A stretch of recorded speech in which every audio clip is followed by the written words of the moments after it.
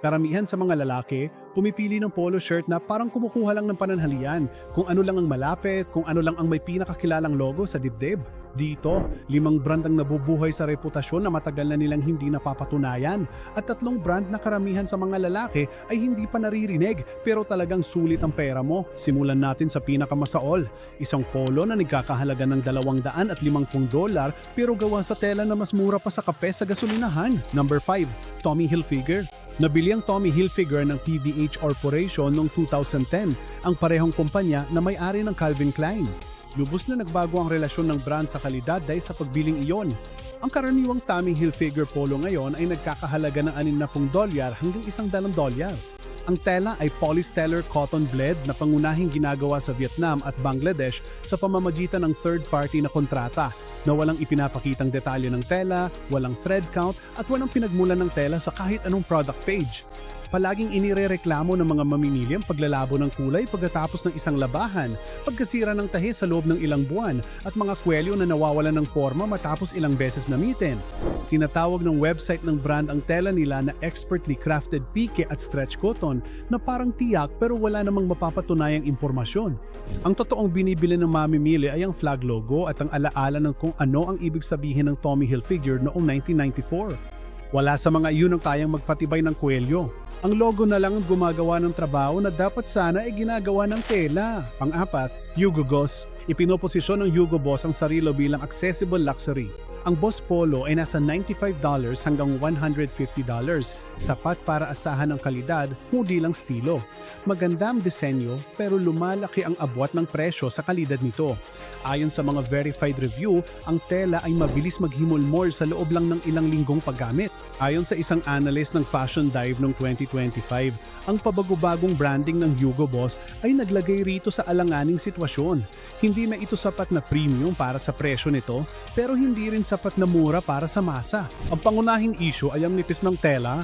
Maraming independent na review ang nagsasabing magaan ang pakiramdam ng cotton na hindi akma sa presyo. Para sa isang brand na naniningil ng $120 para sa isang polo, dapat may bigat at tibay ang materyales. Madalas, hindi ito ganon. Binabayaran mo ang Boss Badge at European branding, hindi ang tibay nito. Pangatlo, Ralph Lauren. Dapat mong malaman na may 5 label ang Ralph Lauren sa ibang-ibang presyo at maraming lalaki ang nalilito rito. Ang Polo Ralph Lauren Mesh Polo na siyang madalas bilhin ng mga lalaki ay nagkakahalaga ng $78 hanggang $148. Ang tela ay cotton mesh peak na gawa sa mga factory sa China, Vietnam at Sri Lanka. Ang gross margin ng Ralph Lauren ay 68%, kaya ang polong nagkakahalaga ng $110 ay nasa $35 lang ang production cost. Ang natitira ay para sa branding. Ito yung problema.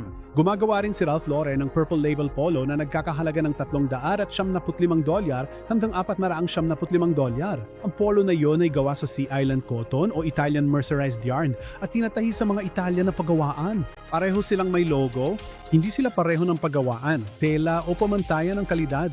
Maraming bumibili ng $110 na bersyon ang umaasang kasing galing ito ng Italian craftsmanship. Sa totoo ay Vietnamese manufactured cotton mesh polo lang ito na pinatungan ng 8 hanggang 10 beses. Hindi pinagkaiba ng pony logo ang dalawa. Ang price tag ang magkakaiba. Pangalawa, US Polo Association. Kailangan itong bigyan ng pansin. Ang US Polo Association ay hindi Polo Ralph Lauren.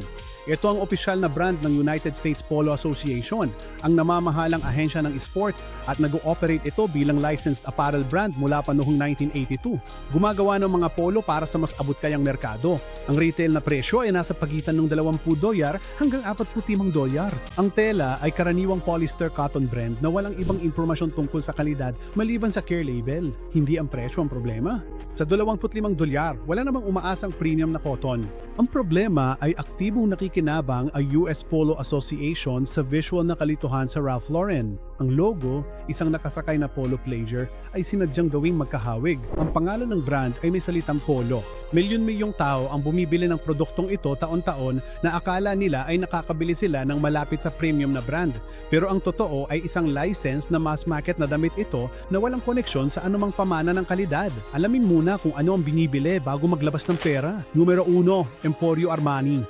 Nangunguna ang Emporio Armani sa listahang ito dahil ang agwat ng presyo at halaga ay pinakamatindi sa kategoryang ito. Ang karaniwang Emporio Armani polo ay nagkakahalaga ng $150. Ang tela ng typical na entry-level na polo mula sa linyang ito ay viscose polyester blend, isang material na mas mura pa kaysa cotton pique na ginagamit ng mga brand na nagbebenta ng mas mababang presyo.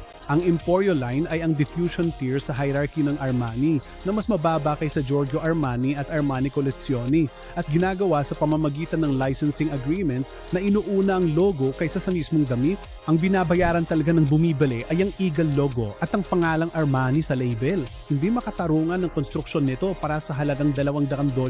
Hindi rin makatarungan ang tela nito para sa $200. Basahin ang Lagan. Ngayon, 3 brand na talagang sulit ang presyo.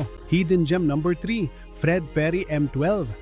Itinatag ni Fred Perry ang kanyang brand noong 1952. Siya ang huling Briton na nanalo sa Wimbledon bago tinapos ni Andy Murray ang tagtuyot noong 2013 na may pagitan na 77 taon.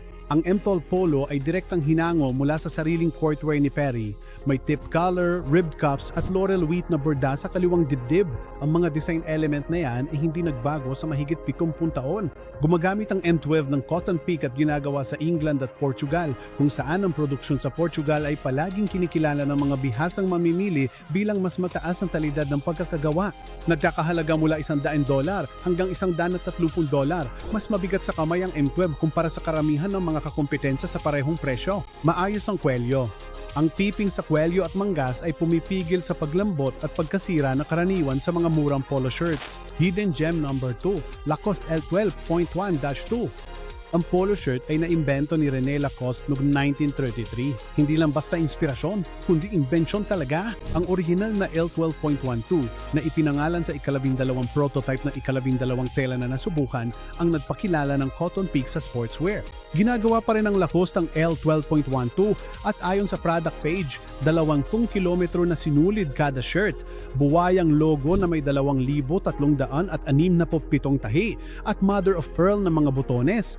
Totoong detalye ito ng produksyon, hindi lang marketing. Sa presyong $100 hanggang $130, sulit ang L12.12 sa kalidad nito. Hindi kumukulot ang kwelyo, hindi naghihimulmol ang pike at matingkad pa rin ang kulay nito. Makukuha ang orihinal na gawa ng inventor nito sa presyong sulit sa kalidad, hindi sa ads. Hidden gem number 1, Sunspell Riviera Polo.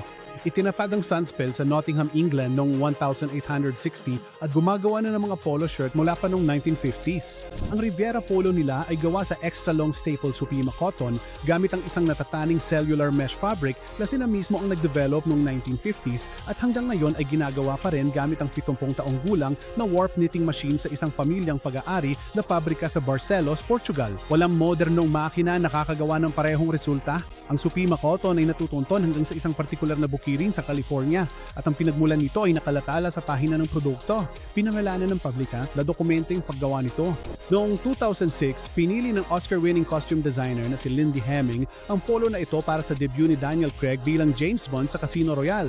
Hindi dahil sa pangalan, hindi dahil sa branding, kundi dahil nananatili ang hugis nito kahit sa mga eksenang puno ng aksyon na hindi nawawala ang silweta. Ibinibenta ito sa halagang $175. Mas mahal ito kaysa sa Emporio Armani Polo at bawat sentimo ng diferensya ay nasa tela at pagkakagawa, hindi sa logo. Walang agila sa dibdib. Maliban sa maliit na Sunspell tab sa loob ng kwelyo, wala kang makikitang branding.